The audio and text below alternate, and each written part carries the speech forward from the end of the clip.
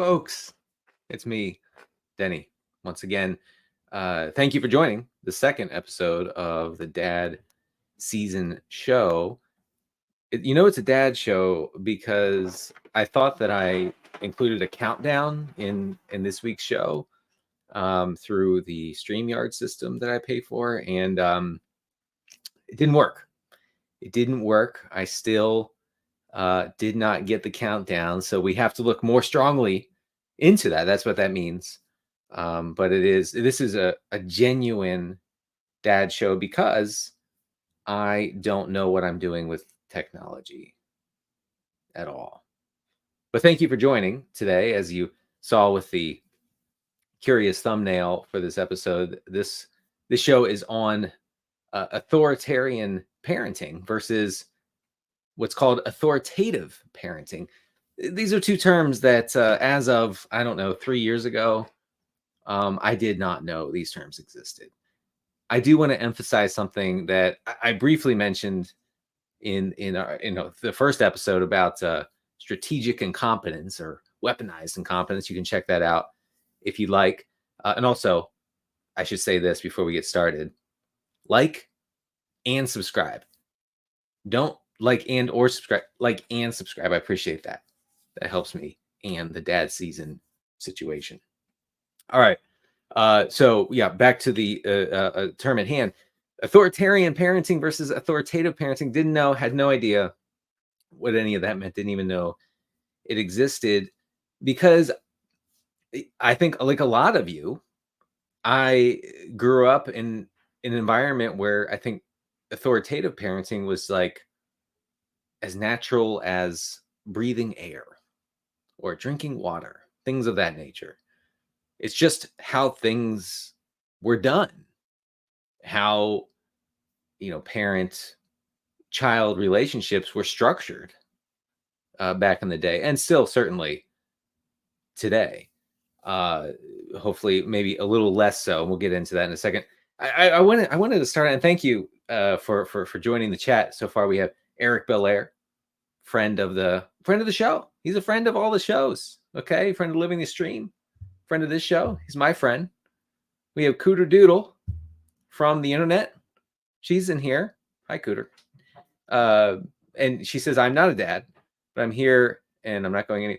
And that's fine. I do want to emphasize. And Eric says, good morning to the dad curious folks. Right. Like you don't have to be a dad. You don't have to present your dad card to get in the door. Okay. This is not an exclusive club. I don't have, dad bouncers outside the club wearing polo shirts, and 20-year-old Nike hats saying, no, ma'am, no, sir, you cannot come into this club. No. This is a welcoming place. You don't have to be a dad.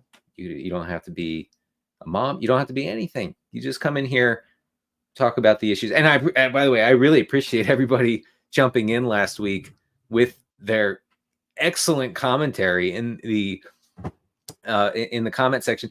In fact, I was going to ask if you guys could tone it down a little, because the thing is, a lot of your comments were better than mine. A lot of your analysis and insight were better. They were superior to mine. I didn't like that too much, but I did appreciate the participation levels, high participation levels. I wanted to, and Chris Baines, right? I forgot I could do this. Chris Baines says, I will never tone it down. And that's fair. I won't either. Here's Diego Lopez, our buddy, joining the chat. The aforementioned Cooter Doodle, and the aforementioned, where is he? Where'd you go, Eric? Sal Nichols in the chat. Thanks for joining. Chris Baines. He's a dad 3 times over. That's analytics. I have 2 kids. One is 11, one is 7. And I wanted to start the show quickly by telling you about some Gen Alpha slang that I have become privy to, thanks to my son, who is in 5th grade. And man, he loves him some Generation Alpha slang. And that's what the kids are called, by the way. So Zoomers are like people in their 20s, just roughly. Okay. I'm just, roughly. People in their 20s, those are the Zoomers. Gen Alpha, they're kids and teenagers, things of that nature. So I wrote them down actually because yesterday I went bowling with the family. Of course, dominated. I'm kidding. Well, sort of. My wife bowled 3 strikes in the last 2 frames, and I was a little shaken by that. And good for her. Good for her. She hasn't been bowling in many years, but she has not lost it. But I do think me and my daughter eked out the win over my son and my wife. All right, so here's what my son called me during bowling yesterday. He called me a, quote, Sigma fish, unquote. And he did this. Like I guess the Sigma meme, that thing. He said, "Oh man, Sigma fish," after I bowled a spare, I believe. So we have Sigma fish. And then he said, after I bowled, I don't remember what I did. I did something positive in the bowling alley, and Xavier said, "Common Dad W." Is it like a win for all dads? I didn't ask, but is that so? Common Dad W. So I think I won one for the fathers. I think that's probably what that means. And then there's this phrase, he didn't use this at the bowling alley, but this phrase that he says incessantly, and I don't really know. I mean, I don't even understand the context of it. Like usually you hear it a few times, you go, okay, that's what that means. I still don't know. It's the phrase is phantom tax. And so I've thought for weeks and weeks and weeks, I've thought that my son is saying phantom tax. Because phantom, like that, right? And so I'm like, Xavier, it's phantom tax. He's like, no, it's not. No, it's not. It's phantom. And I said, that doesn't make any sense. Phantom tax would make more sense. That would make all the sense. Somehow, I don't really know how, but it would, I think. More sense than not is what I would say. But yeah, it's phantom tax. And I had to look it up. Phantom tax is a running gag referring to Twitch streamer Phantom, so F-A-N-U-M, quote, taxing people by stealing their food. Okay, Phantom tax. You just got Phantom taxed. He steals. So, first of all, this is telling me that a Twitch streamer has been outside of their home before. That can't be right. And it's also telling me that a Twitch streamer has had face-to-face interaction with another human being. That also cannot be correct if I understand Twitch streaming correctly and the culture surrounding it. So, but apparently this Phantom, Mr. Phantom, can I call you that? Dr. Phantom? He actually has been around people and has taken their food, and that's the tax. That's the tax. With my dog, we call that the cheese tax. Anytime you take out the cheese to make something, Ziggy knows, and he will come up and he will say, "Excuse me, sir, you must pay the tax." And so, you give him a little cheese, and that is the cheese tax. So I understand that. I didn't understand phantom tax until very recently. So we're still learning Gen Alpha slang. Boy, oh boy, is it tough. Oh, here's Toph, my guy, my golf DFS buddy. Am I allowed in? Yes, you are allowed in as a dad, and as non-dads are also allowed in, like I said earlier. All right. Yeah, and right. It means, okay, so Toph actually has some input on the common dad W. Common dad W, right. It means you win a lot. Oh, okay. Kyle has some input. This is a common Denny L. Oh, come on. But so my kid says I'm commonly winning, and you're saying that I'm now commonly losing. I can't keep up. All right, we're gonna go to a few, and then we're gonna get into the meat of this topic. I'm doing the podcaster thing where you say, but real quick, we're just going to talk about this. And then you spend half the episode talking about that. And then you're like, we're going to dive in now. That's what I'm doing. I'm once again doing that. Matt Blair, my buddy, he says, my wife uses strange slang with me too, such as, it's time for you to move out. Well, there is that too, Matt. Matt is a very funny guy. He's one of the funniest guys I've seen online, and the media won't acknowledge it. I've begged mainstream media outlets to acknowledge how funny Matt is. Matt, you could simply win more money in DFS or something, and maybe that would help the situation. What do we have here? We have David. Hi, David. I have the millionaire dollar family. I don't know what that means, David. Help me with that. All right, we're ready. Yes, a group of dads will never dive in. No, we won't. We won't dive in. We will talk about random professional athletes for 2 hours before we dive in. But let's dive in. All right. So we're going to talk about authoritarian parenting, which, like I said at the top, is kind of like the default parenting, at least, in my experience as a middle-class American growing up that way. That was the default. That was how most of my friends were raised. And I wanted to help the discourse by defining what I mean by authoritarian parenting, which is helpful, I think, to me and to you, so we can have a better conversation. Michigan State University, who I'm supposed to not like, I guess, because they're University of Maryland's rivals. I went to UMD. But I am taking their research on different parenting styles, and I'm going to cite that right now. So when we're talking about authoritarian parenting, according to Michigan State researchers, we're talking about a style that is low in parental responsiveness and high in parental demandingness, which is apparently a word. Authoritarian parents are not very emotional or affectionate and critical of their children if they fail to meet their expectations. Rules should always be used to conduct behavior that is desired. When a child breaks a rule, it should be an opportunity to teach a life lesson and not be punished because they don't follow the rules. Unfortunately, strong punishment leads to more misbehavior, rebellion, and results in constant power struggles. Wow. Yeah. That checks out. That checks out. I don't think it leads to power struggles with every kid. Okay. But when it does, when you do get that kind of kid who will push back against the authoritarian parenting model, the power struggles will be epic and also nonstop. And I say this from experience. It is the model that says you need to do what I say because I said so. Right? I mean, we've all heard this growing up, I think, at some point, whether it was from our parents or somebody else's parents.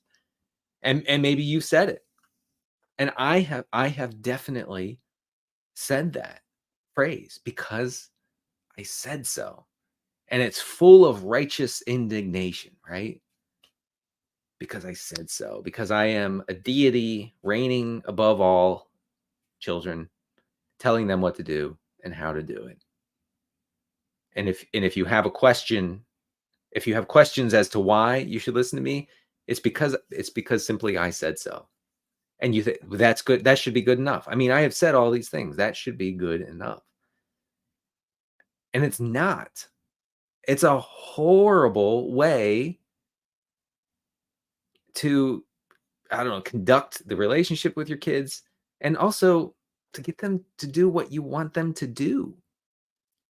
It's counterproductive in that way. You think that it'll work. You can intimidate a kid into doing the thing you want them to do.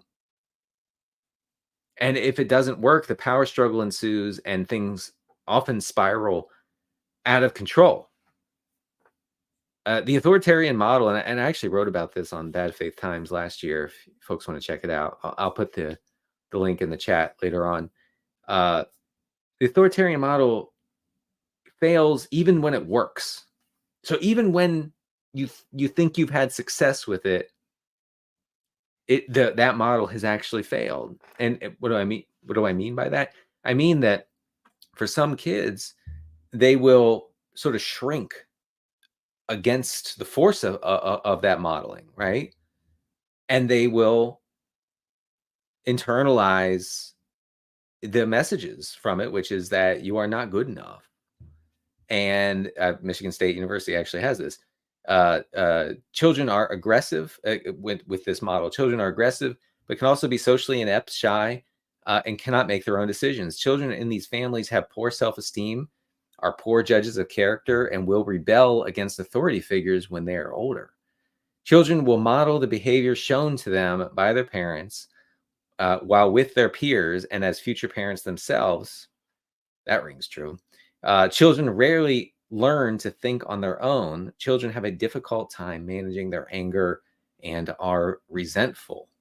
This all checks out from my experience. Like, I read that doing research for the show the other day, and I said that there's nothing here that I would push back on.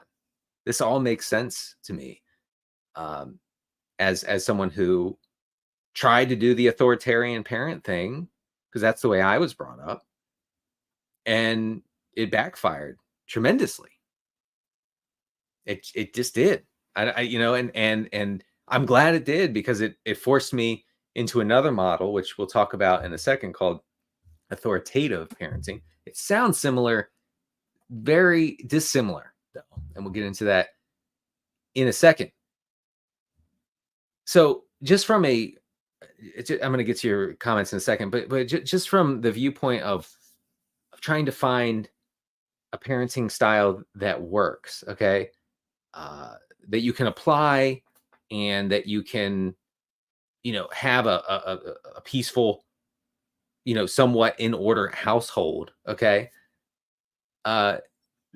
Doing the authoritarian parent thing is disastrous in meeting those goals, okay? It is, like I said, completely backwards. You're not going to meet those goals if you do that, okay? And there's also the question at the center of everything. And as I thought about this topic while researching it and thinking about what I was going to say today, and man, I know I'm rambling. I know. I have 45 things I want to say, and I'm trying to get to them one at a time. But as I was thinking about what I wanted to say today, the one thing that I kept coming back to was, do you want, as a parent, to have your relationship with your kid based on fear? No. The answer is always no. Very few parents would honestly say, yes, I want that. I definitely want that. I wouldn't, because I don't want that. But this model, this authoritarian model, is based on that idea that you are the unquestioned authority, that you know all, and that you will direct the kid's life down to the smallest detail. This doesn't work. It simply doesn't work. And I found that out the hard way. We're going to go to some of your comments to see what you all think about this authoritarian model. We have Koodoodle in the chat. The I said so model also implies the parent is perfect, right, and all-knowing in some capacity, which, as an imperfect, only somewhat knower, I have found to be very untrue. Yes, exactly. You, like, if you're saying do it because I said so, you are vastly overstating, like, your wisdom and your knowledge of topics that may be far afield from from what you've learned as an adult, whether it's in school or whatever. I think you're misjudging how smart you are when you're saying because I said so. So yeah, that's exactly it. Diego says it's definitely easier to be an authoritarian. Yes, thank you, Diego. That's the point I wanted to hit on. It takes so much longer to explain myself, but I've learned to spend that time because we can understand each other better. Look, the authoritarian model is so easy. That's why I think of it as the default parenting approach, because you just fall back on it. And it's easy to say because I said so. You're asking me questions, kid? No. No, we're not asking questions around here. We are crushing questions. We are crushing dissent like a good authoritarian. That's what we're doing. And you have no right to ask me a simple question about why I want a certain thing done a certain way. No, absolutely not. And so it's so easy, it's lazy, I would say. And again, not judging. I've done this. I've done this many times. I've made these mistakes. Okay, not an expert. You may know that I'm not a doctor, and I'm not really giving out advice here. I'm just telling you that in my experience, doing the authoritarian thing has been utterly disastrous for me and my family. So yes, it is definitely easier. Thank you for that, Diego. Sal's in the chat. That sounds like the light model of the parenting style my parents brought from the Middle East in the 1950s. Right. I mean, so I mentioned I grew up middle class American. I'm guessing that this model stretches beyond the shores of the United States, and yeah, I mean, Sal is saying that here, um, and I think that goes back to what Diego was saying with that because it's so easy, right? Because that model is so easy to implement because it requires zero effort, zero. Okay, and so parents, no matter how you grew up, where you live, maybe how much money you have, your socioeconomic status, whatever. It's always easy to say I am the ruler. I have appointed myself as the authoritarian in this household, and you will listen to me. And there are many ways. By the way, there are many ways to deliver this message. It doesn't have to be super forceful. It doesn't have to be physical. Okay? It doesn't have to be even explicit. It can be very implicit. Grinding of the molars when the kid does something wrong. Maybe hitting a table in frustration. Maybe throwing something, but not directly, not at the kid, but just throwing something in extreme frustration. Okay, like you can send these authoritarian signals in a variety of ways to, again, to use fear to dictate what your kids will do and when they will do it.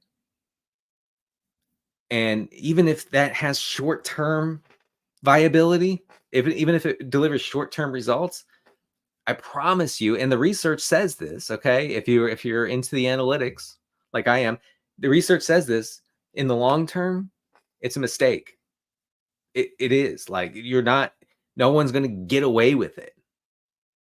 At some point, you're going to see the cost of implementing an authoritarian model of parenting. You're going to see the cost maybe in your relationship with your child. You're going to see the cost in your child's relationship with others, in the way that they grow up in their maybe professional lives. You're going to see it. You can't get away with it. You even if you think you can, even if you say, look, my parents raised me and I'm okay. I'm fine. Well, I would invite you to explore that statement a little more. Maybe you're not. Maybe you're not fine. I thought I was fine. I really did. I thought, hey, look, my parents said, do what I say because I said so, and I did, and I'm fine. Okay. And that brings me to the next point, which is that the authoritarian parent is, for all intents and purposes, I tried to find another word, I couldn't, is triggered from their childhood experiences. And what I mean is that the things that these parents, today's parents who were brought up in this fashion, the things that they were not able to do and not allowed to do or say in the home, when their kids try that or do that, that's when they become most emotional and most angry and most authoritarian. So for me, I'll give you an example. For me, thank you, by the way, Sal, for that. Uh, for me, it was use of language. Okay, cursing was not allowed. Okay, I didn't really curse until I was like late in high school, and even then it was very minimal. Okay, I was like a walking rated G movie growing up because cursing in the household, in my house, was not permitted. And sometimes I would hear my parents curse amongst themselves, but never toward me, never with me in the room. They would be very careful about that. I don't really know why, but that was a thing. And so when I became a parent, unconsciously, really, it wasn't something I thought about. I was never thinking, uh, well, my kid better never use a curse word. Okay. But it was in me, that belief that a child should not be using any sort of inappropriate language. Okay. And so when my son would say something that I found inappropriate, I would lose it, just completely lose it, because that was not okay for me. Because it wasn't okay when I was a kid, it shouldn't be okay now. And we're doing things the exact same way. We're running it back. We're running it back to the mid to late 80s, folks, when I was a kid, and we're doing that again because it worked. And so, I would freak out about it. And it wasn't until I became, like more aware, more conscious of that part of my childhood, that I was like, "Oh, wait. This is a me thing. This isn't about my kid, right? This is about me. I am taking my experience and like foisting it upon my son and saying, "No, we don't do that here." And so I do think that the key to all this, as is everything we're going to talk about on the Dad Season show, the key to all this is becoming aware of it, becoming conscious of these things that lie dormant in us. Okay, like last week we talked about weaponized what is it? Incompetence, weaponized incompetence. And a lot of guys especially don't realize that they're doing that. They don't recognize that behavior as manipulative or destructive. So becoming aware of it is the only way that you can fix it. And the same thing goes with authoritarian parenting. You have to be aware. And that's hard, man. It's really hard. Yeah, Chris has a good point. Authoritarian parenting was probably 95% of all parenting from the 80s and before. Yeah, right. I mean, I truly believe that it was very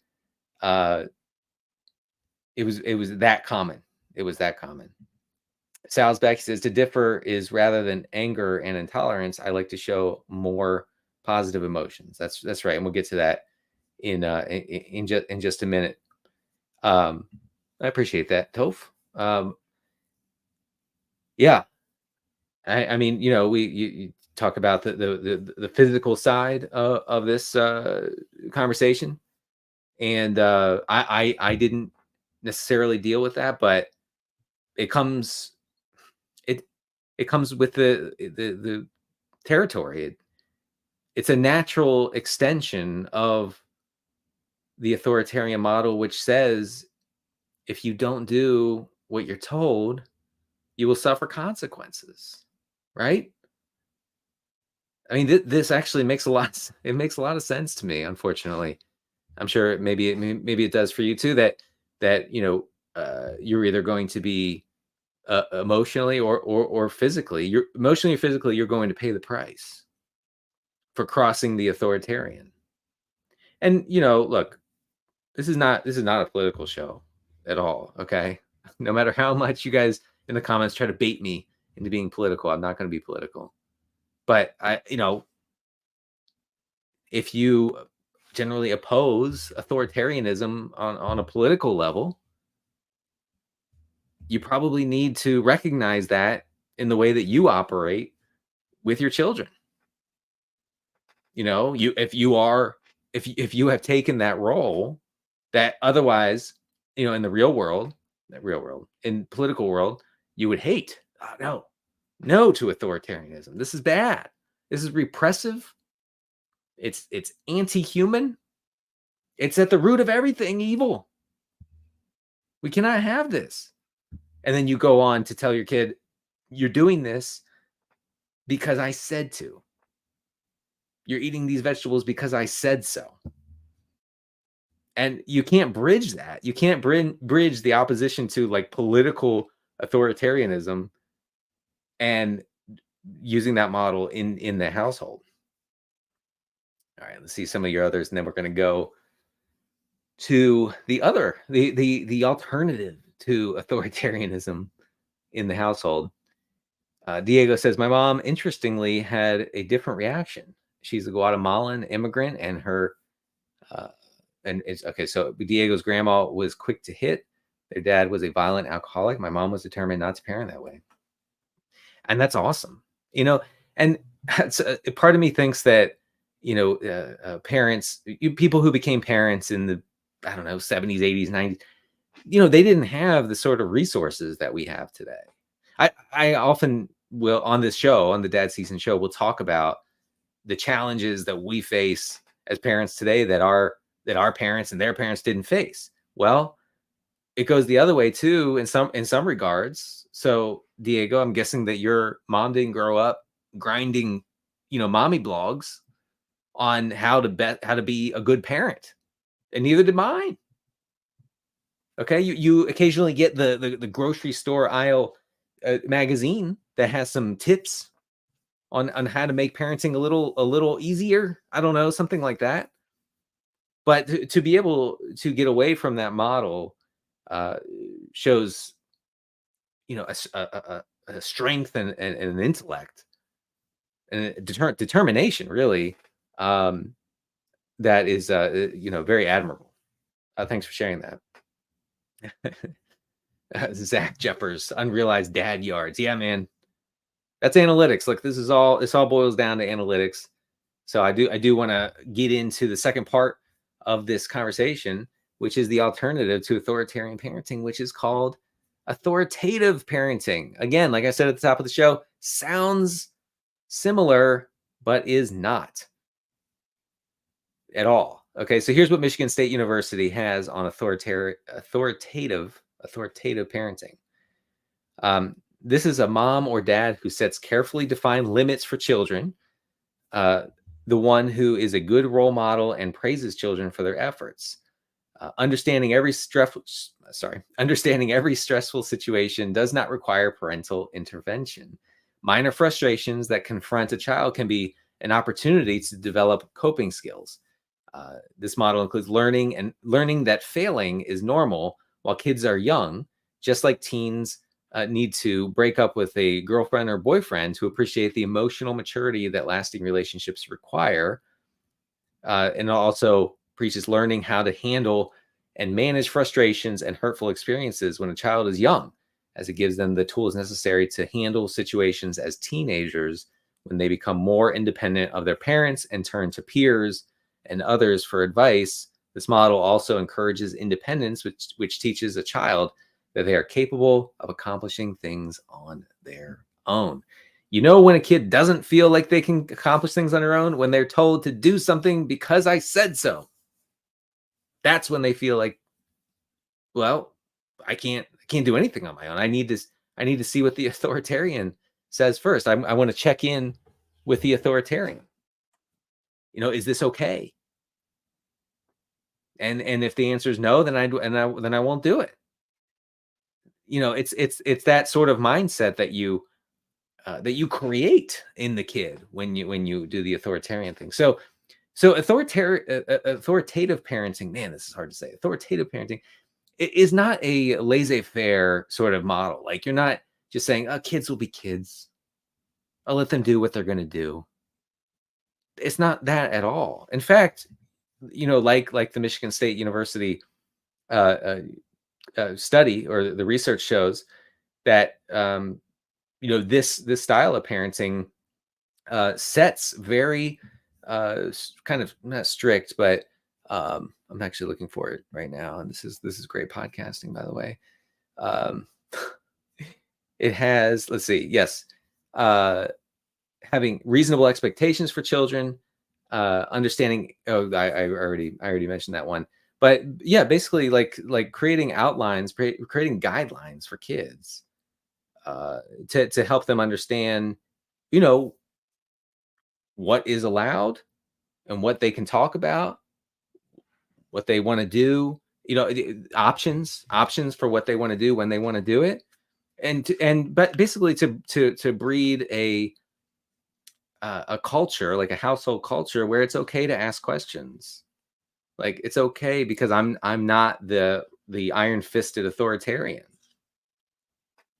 And that takes effort. We talked about, Diego Lopez mentioned a few minutes ago, like how easy it is to just fall back on that authoritarian model. It's so easy.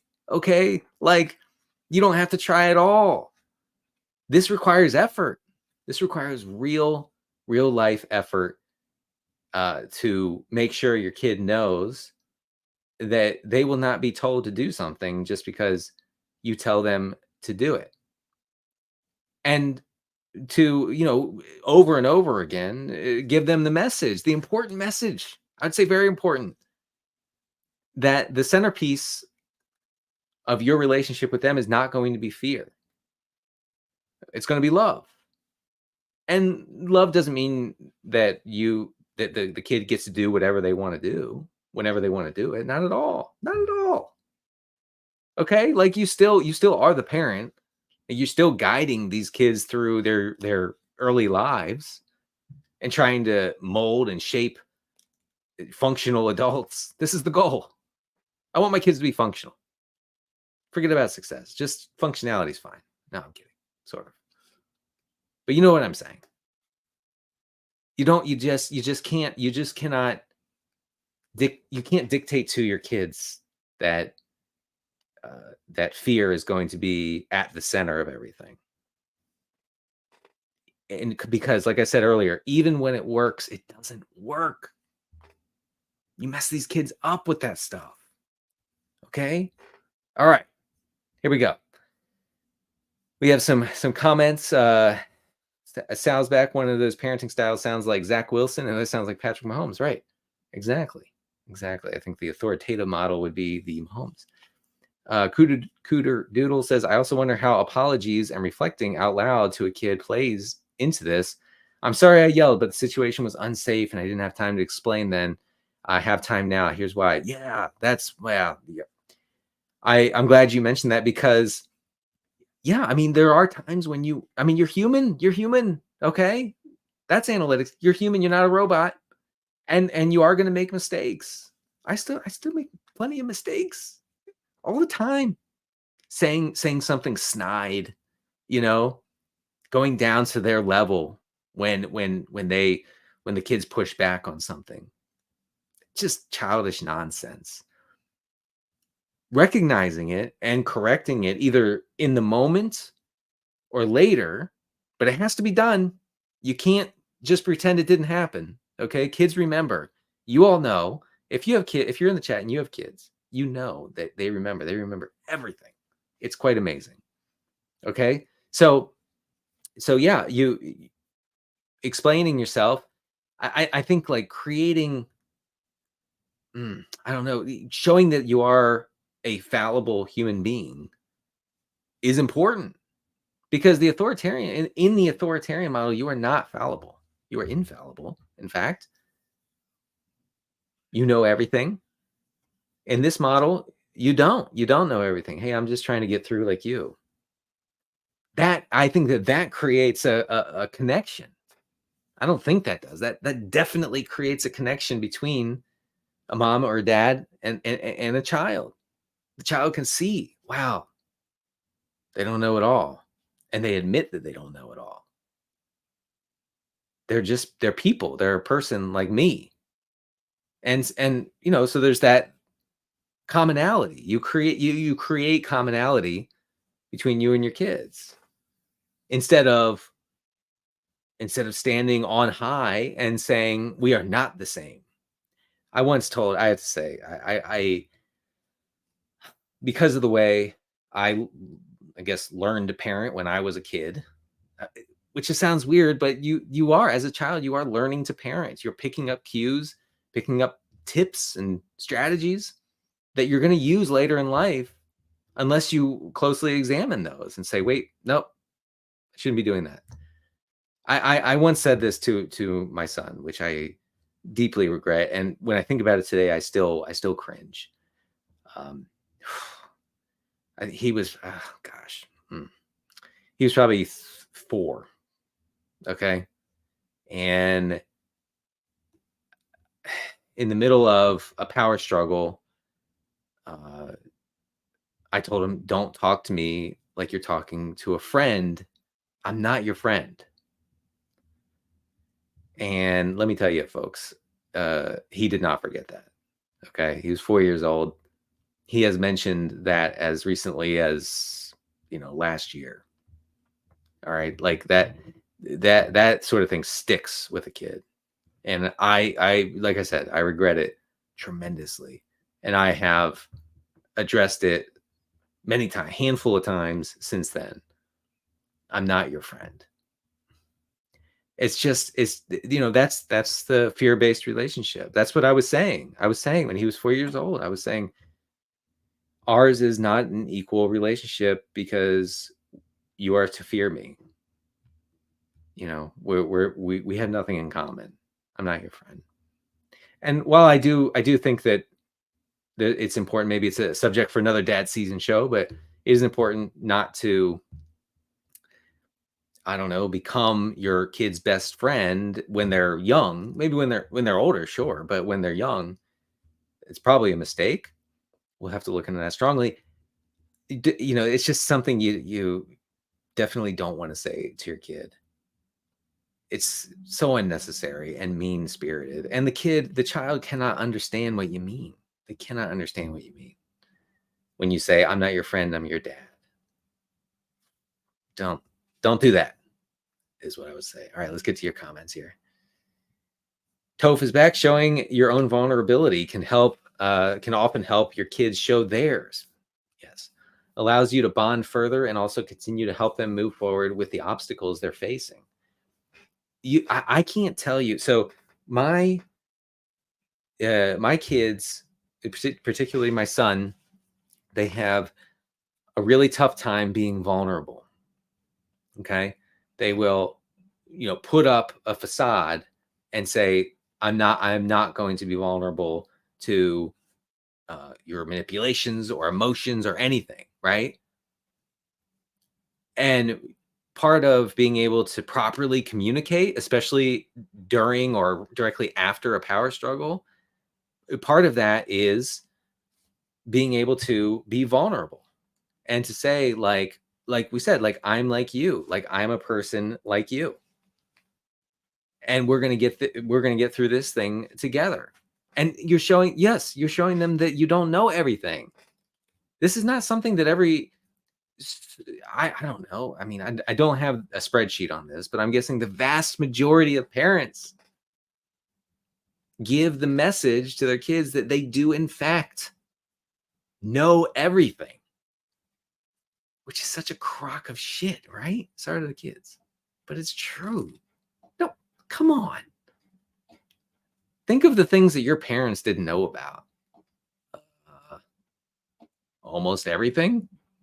And they were trying to pretend like they did? No, that's nonsense. But thanks for that, Toph. All right. Yeah. Diego said, I once said, quote, "I am bigger and I will win when trying to get our first kid to brush his teeth when he was like 4. Oh, I know, Diego. I know, man. That is, I've probably said like almost the exact same thing. How bad does that feel in hindsight? It's something I wanted to mention earlier. When I find myself in those situations, and I still do occasionally, not nearly as much, when the temptation is there to fully engage in a power struggle with your child, you got to step away. You have to step away, and you have to get your wits about you, because you know that when you get angry, when you get worked up, you're not thinking straight at all. You're thinking, you've gone completely, your brain has gone haywire. You're not going, I promise, here's what I promise. I promise you're not going to make any good decisions in that state of frustration, of anger, in a power struggle. Power struggles are so important to avoid. You got to try to avoid them. Once you're in one, you can withdraw. That's the important thing. You can. You're not losing. Okay, it's not a common dad L, whatever the alphas are saying. The Gen Alphas. It's not that. You haven't lost if you withdraw. You know what it is? You're being the adult.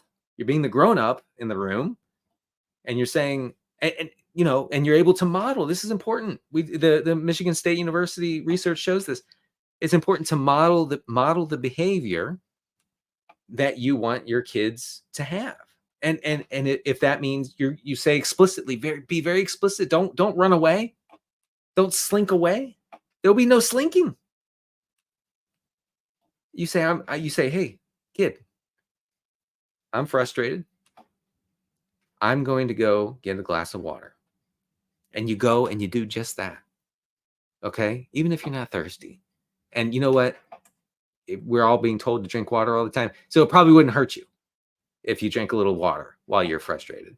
So you go, you get a cup of water, you drink it, you come back to the situation with your kid when you're ready to. And that could be like 30 seconds. It could be 5 minutes, could be longer.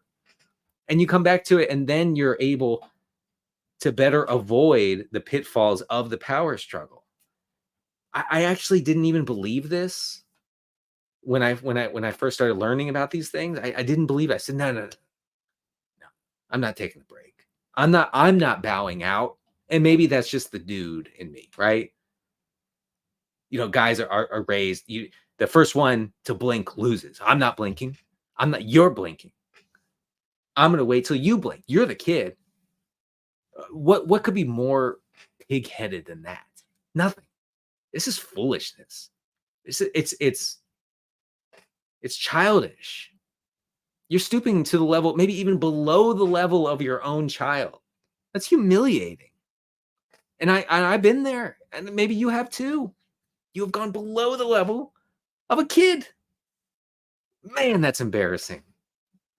It's always embarrassing in hindsight, by the way. It's not necessarily embarrassing in the moment. In the moment, you feel like you're being a big tough guy. But you're not. You're being an idiot. So step away and come back to the toothbrushing after that. I know Diego knows that now. Sergeant Stogie says the bedtime routine, potty, hands, teeth, has been a nightmare, and falling into authoritarian parenting is just too easy and lazy. But it wears on you when it constantly happens. I know, Sergeant Stogie, I know about the difficulties and challenges of the bedtime routine. I used to have such intense anxiety about the bedtime routine that I would start feeling